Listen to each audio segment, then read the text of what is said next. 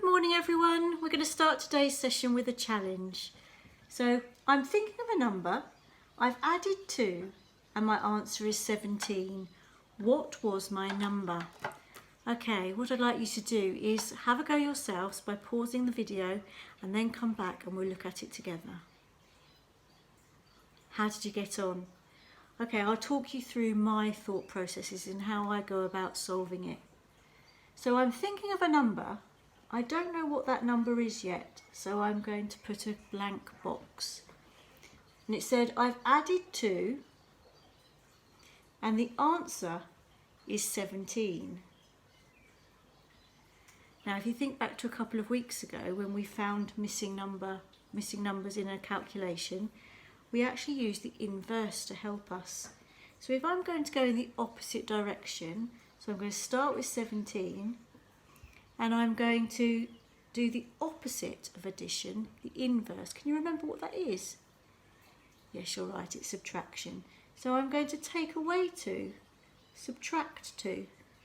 So 17 take away 2, 17 subtract 2. So I'm going to take away 2, 17, 16, 15.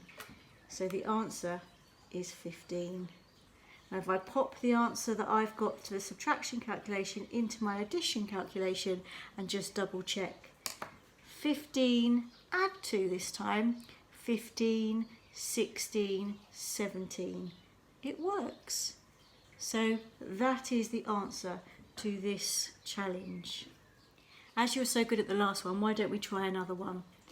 So I'm thinking of a number, I've subtracted 3 and my answer is 16. What was my number? Again, have a go and then come back to me.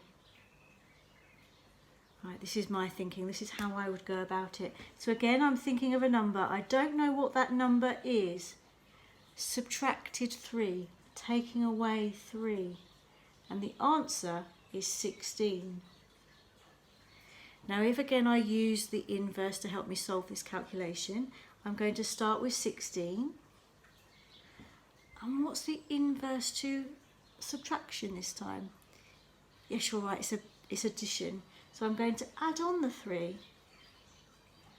So if I start with 16 and I add on 3, 16, 17, 18, 19. So the answer this time is 19. And that's what I would put up in the box. And if you just want to double check, 19, take away 3, 19, 18, 17, 16. You get the right answer. How did you get on? I'm sure you did an amazing job at that. In the main part of today's session, we're going to revisit subtraction and addition as well.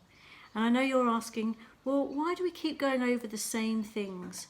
Well, it's been proven that the more you revisit something and you consolidate it, the easier it is to recall that information, therefore letting you have extra brain space for new concepts.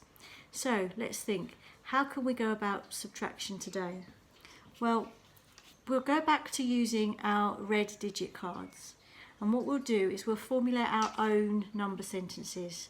So at random, I've picked out 4 of my digit cards.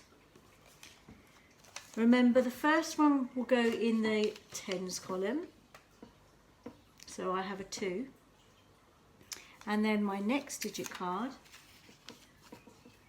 is a 3. So that's 3 ones for my first 2-digit number. And then to formulate my second 2-digit number, I've picked out the number 8. And the second digit is a number 4. Okay, so I have managed to make the numbers 23 and 84. Now because we're looking at subtraction today, have you remembered which number would we write first? Yes, you're right, we'd always put the biggest number first. So that's 84. So my first number in the number sentence is 84. Take away, subtract 23. Can you have a go at that and then come back to me? How How did you get on? Did you remember to partition the second number? So if I partition 23, it is 20 because I have 2 10s and 3 because I have 3 1s. So 23. Then I bring 84 down. And first of all, I'm going to take away the 10s, take away 20. Now, if you want to use a 100 square, then you can do. So if you find 84 on your 100 square and you're taking away 10s, remember if you're taking away 10s, you move up the 100 square. And you're going up 2 squares because you have 2 10s. So 84, 74, 64. Remember, you can also use your head to do that. You can use your fingers to represent the 10s. So 2 10s, 84, 74, 64. Then you're going to take 64 down to the next row and you're going to take away 3 1s. Again, if you're going to use the 100 square, find 64, and this time when you're counting back ones, you move to the left. So I'm going to count back 3 1s. 1, 2, 3. The answer is 61. You could also use your fingers to do that. Now, just like last week when we consolidated addition, we checked our answer using the inverse. So we're going to do that with our subtraction calculations today. You've already told me today that the inverse to subtraction is addition. So I've got my number sentence complete, my subtraction number sentence. The answer was 61. Can I check that it actually works? So I'm going to start with 61 and I'm going to use the inverse. So this time I'm going to add 23 and I'm hoping that the answer will be 84. Remember, we partitioned 23 up here and we know that 23 is made up of 20 and 3. So I'm going to bring 61 down. First of all, I'm going to add on the 20. So 61, I'm going to add on 2 10s, 61, 71, 81. Then I'm going to pop 81 down here and I'm going to add on the 3 1s. 81, 82, 83, 84. I've checked my calculation and I've come to the right answer. So I hope you managed to do that too. Have a go with other examples.